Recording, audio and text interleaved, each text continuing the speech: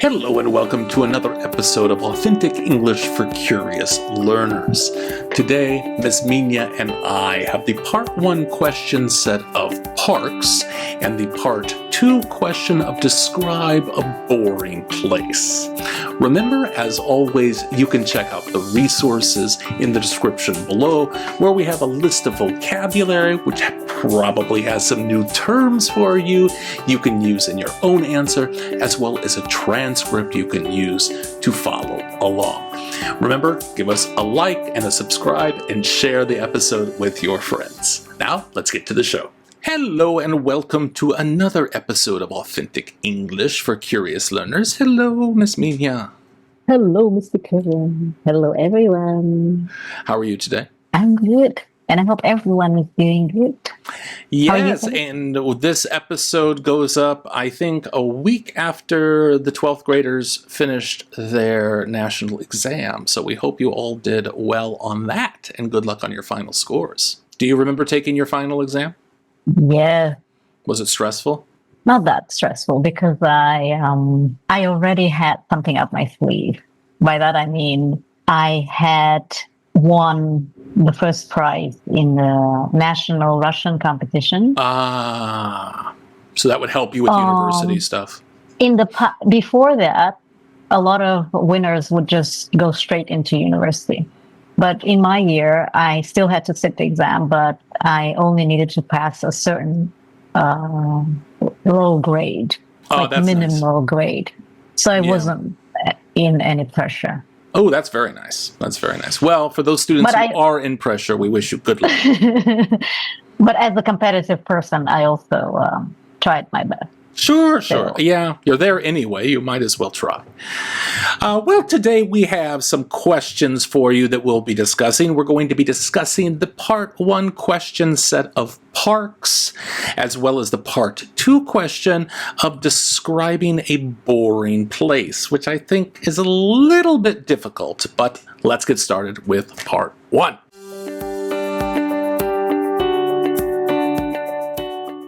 So, parks.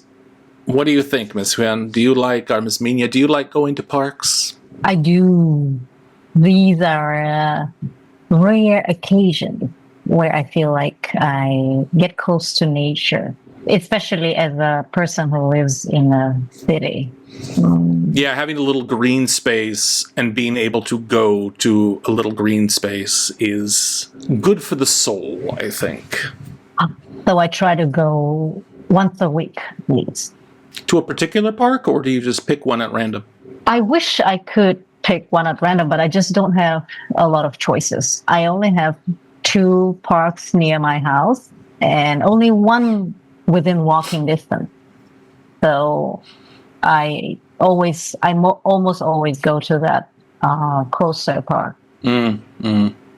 Yeah, I don't think in Da Nang that I go to any parks down here because the beach is so close. I wouldn't call the beach a park, right? In Hanoi, I used to go to the big park on Les One. What is that? Reunification Park or Old Linen Park, I think. It's the Reunification Park. It's the biggest one. Yeah, I used to go there occasionally and sit at a cafe with my friends, but not a whole lot. And I don't know why. I think because the parks in Vietnam, I feel, are quite a bit different than the parks in America. You have more freedom in America. On the parks, there's more rules in the parks in Vietnam. So when I lived in America, I used to go to a park, a big park in my city, the second biggest park in my city, that, like you said, was within walking distance. It was so nice. These big, beautiful old trees, and there was a bird sanctuary and flower gardens. It was lovely. What could you do in the park that you couldn't do here? In the parks here? I feel like here there's rules about going on the grass. A lot of times they tell people to stay on the paths, and in the parks in my old city, people would bring blankets and, throw them down and read or have a picnic on the grass under the trees. People would play maybe sports, a little bit of sports like informal kickball or football. Yeah, there weren't rules about what you could do. Obviously, you couldn't go crazy, and you had to be respectful of the park and other people, but you were allowed to enjoy the grounds of the park in ways that I don't think you can in Vietnam.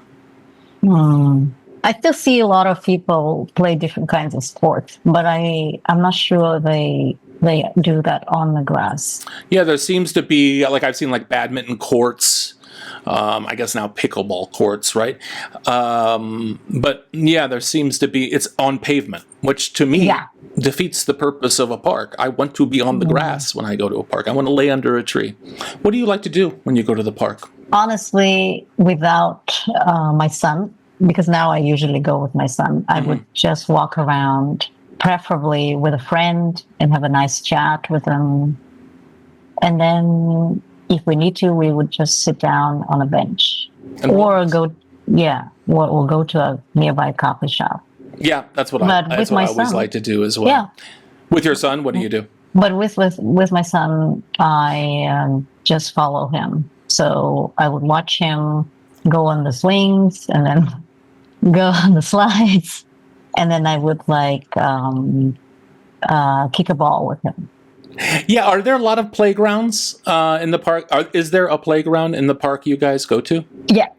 So I think most parks in Hanoi try to do that. Like, it's nice. Have a place for kids. Do you remember when you were little going to the park to play on the playground? Yes. I love the swings as well. Me too. I love the swings when I was little. I would be there, I don't know, until my mom would ask me to go home. And I remember once she's told me that we had swings at home. And as a little girl, I imagined that there would be swings at home and where they would be, like by the wardrobe or something. And I still remember that. So it just shows how gullible kids are. They can actually think there is one. And then when I came home and there wasn't any, I sort of forgot about it. Yeah, well, your mom pulled a fast one to get you to come home. I loved swings. When I was little, we used to see, how high we could swing, and then we would jump off. Oh. Did you ever do that? No, I think I tried to, but no, I was safe. Yeah, I don't know how we didn't break our legs. I vaguely remember someone breaking an arm when they did that. Ew. But even at the time, I think kids had a lot more freedom than they do now. So I don't even remember any parents or teachers saying anything to us if they were even around. It would be a challenge to see who could get higher and who could jump farther. I don't know how we didn't kill ourselves. But we all survived. We all survived. I'm sure there were accidents. And you did tell me about a horrible accident. Yeah, not deadly, but yeah, there were definitely accidents. Are there a lot of parks in Hanoi? I don't know what is many, but I wish there were more, as in around my house. Because sometimes I do find myself searching for a bigger park. So there would be more trees. Because honestly, the park near my house where I go to almost every week, it's mostly asphalt. Yeah. The pavement. And that, again, kind of defeats the purpose of a park, right? It makes it hot. The pavement's hot. You can't run around safely like you can on grass. So sometimes I would go to one of those bigger parks, which is the one you mentioned before, the reunification one, and the botanical gardens. Oh, and I think those are the only two other big parks I know in Hanoi. Yeah, that have a lot of grass. They're the only ones I can think of as well. I haven't explored a lot in Da Nang, whether or not there are big parks. There is a walk, I would probably call it a promenade, along the river. It's very wide and very long, and people are out all the time, skating or walking or jogging or just sitting by the river enjoying the breeze. I don't know that I would call it a park, though. To me, a park is grass and trees. And as I said, I wouldn't call the beach a park either. There's so many outdoor spaces in Da Nang, maybe they feel they don't need as many green parks, as many green spaces, because they're here already with nature. Speaking of playgrounds, I just remembered one other thing I really enjoyed was also the sand box, where I would be able to just play with the sand. Like it was part of every playground in Russia. But here, Yeah. yeah, here my son has only been able to play with sand once or twice when we went to the beach or when we went to this private playground opened by a foreigner in Westlake. That is interesting. I never thought of that. When I was little, yeah, I do remember there being sandboxes at some of the parks. But also, it was not uncommon for people to have sandboxes in their backyard. Like my neighbor had a huge sandbox. Two of my neighbor friends had huge sandboxes, and I had a little one when I was little. Yeah, like it was really common. I love sandboxes. I think they're so good for kids to be creative and to build and make games themselves. Yeah. Why do you think it's not so common in Vietnam? Maybe people are afraid of dirt. I for some reason I feel like since a lot of generations of Vietnamese people grew up amongst nature and dirt and sand, when they grow up or when they I guess their lives get better, they feel like they want to move away from all that. I think you might be onto something, right? Yes. Like we're going to have a cleaner thing for our children. It's going to be newer, more modern. So I guess it's a phase for generations like that when they move away from the dirt and then they finally realize it's important and then they move back. Why do you think it's important? To move back? Yeah, like why do you think... I mean, I think we both are in agreement that like sandboxes, those are cool for little kids. But why do you think it's better than some of the playgrounds now? I mean, people naturally will always get drawn towards nature because we are still a species, a kind of animal species that can't live without nature. So, in the end, everybody will realize that, I guess. Like, I heard one of mentioning how children were raised in really contained environments. They would always be inside. And then they realized that these kids were getting sick more often. Because they hadn't been exposed to things. Yeah.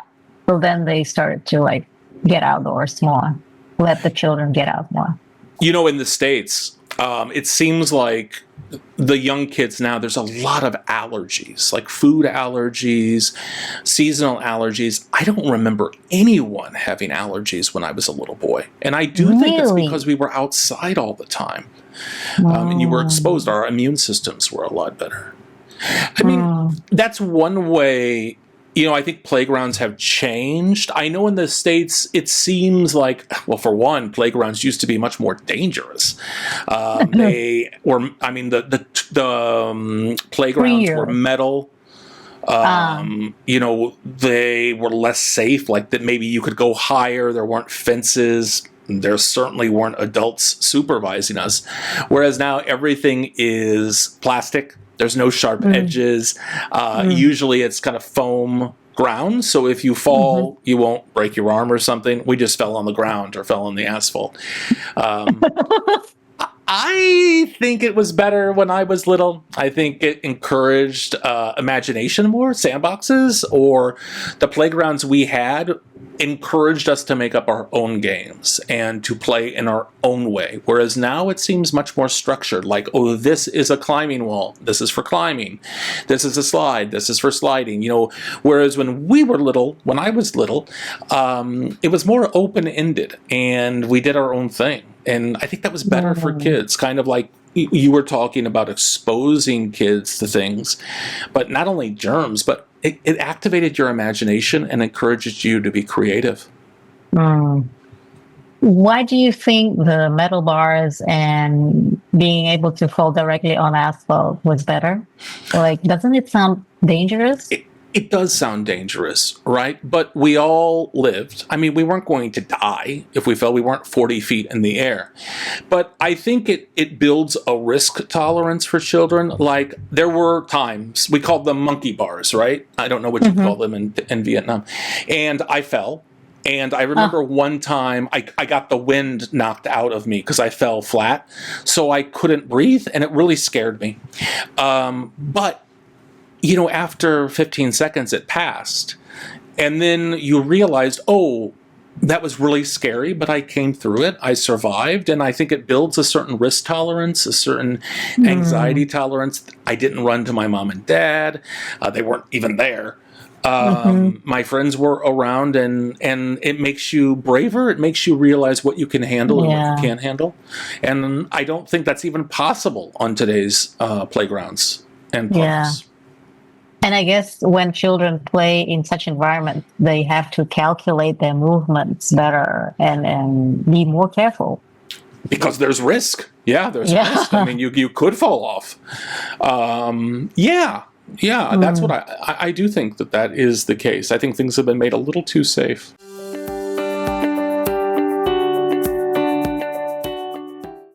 Well, we're talking about things that we do like. Let's move on to a boring place is our part 2 question. Can you describe a boring place? It doesn't have to be a park, right? It's a very general question. Did you have a hard time thinking of the answer to this one? No, because one immediately popped into my head that I think is the most boring place on earth. So in America, we have something called the DMV, and that stands for Department of Motor Vehicles. And you have to go there to do anything legal with your car. So if you need a driver's license, you have to go there. Every year we have to get a sticker for our car that shows that we paid tax on it. So you have to go there. If you want to sell your car, you have to go there. If you want to buy a car, you have to go there. It is the most boring place on earth because it's always crowded. It's always crowded. And it's always so slow. Now I guess people have their phones, so it's a little less boring, but in the old days, we didn't even have phones, so you just sat there. You would take a number when you walked in the door, and your number would always say something like 104, and you'd look up, and it would say, now serving 16. So you had to sit there, and sometimes you would sit there for hours. It was brutally boring. And it's probably it's the first thing that popped into my head when I read this question. Interesting. So why wouldn't you think of all the other administrative offices? I guess because I would have to go to the DMV at least once a year. And it was always something you just dreaded. Because in my experience, the employees at the DMV usually didn't like their jobs, usually didn't like waiting on you, so they were not very helpful if your paperwork wasn't in exact order. So there was a chance that you could have waited for several hours, you would get up there, and they would say, well, I can't help you because you don't have this stamp, or you didn't bring a copy of this, so you're going to have to come back tomorrow. Oh, God, I hated going to the DMV. Sounds frustrating. And the interesting thing is, or another thing is, I have been to the License Bureau in Vietnam, and it is so much better. And I did not expect that. I did not expect that because I'm like, Vietnam is still a developing country. It's going to be more difficult to get things done. I'm a foreigner. No problem at all. No problem at all. Aw, that's but so going nice to the DMV hear. in America is the worst. It's the worst. Couldn't you step outside during those hours? You could, but what if they called your number and you were outside? They would skip you. Well, okay. So you didn't want to risk that. No, because then I have to get a new number. Okay, and I can't imagine doing that without phone. Right? Yeah, now everything's a lot easier, right? You're not going to get bored as much. There's always something to read or listen to or watch. That's why, for me, this question was like, who asked this? who gets bored these days? Mm-hmm. Like, I can't.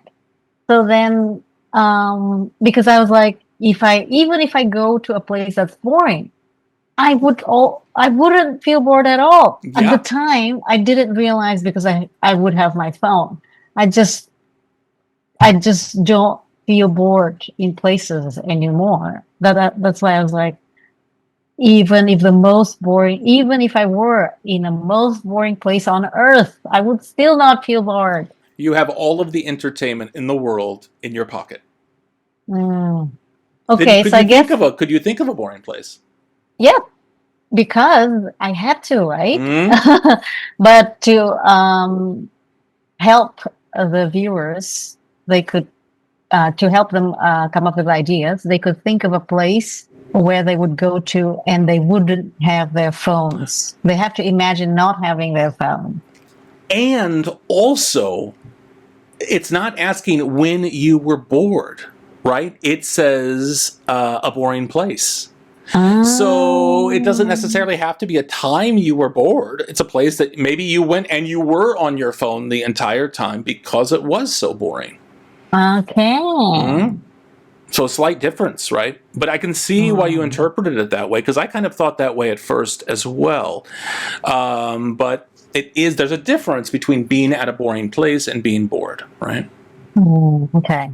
So at least it has to make you feel bored at some point or Yeah, at the yeah. beginning, so Mhm. you You're would have to pull recognizing out this your is phone. boring. I'm going to do something else. Yeah. Okay. So luckily, yesterday, after I picked up my son from kindergarten, he asked if he could play at the makeshift playground right in front of the kindergarten. Actually, it was a decent playground when they first set it up, but then over time, since too many people from outside would come by and hang out there, it became sort of shabby, and a lot of the things would have fallen off.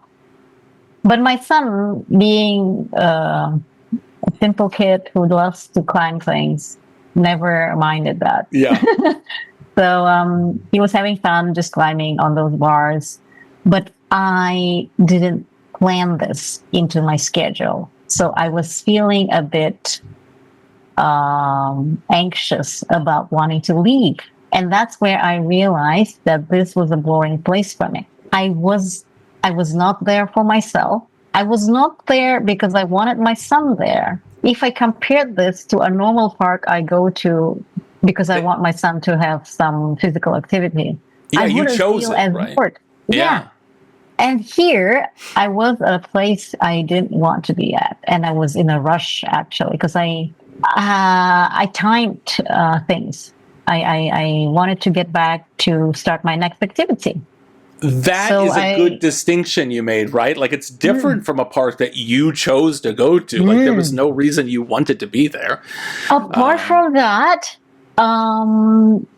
just as I was waiting there, another woman and her children were also playing, but they left with the woman leaving some comments on how how bad this place was. She was like, "Oh, this is not a safe place to play. It's too near a road, and also there's a sewage water coming out of a sewage pipe." Ooh. And I didn't notice all that till she told me that.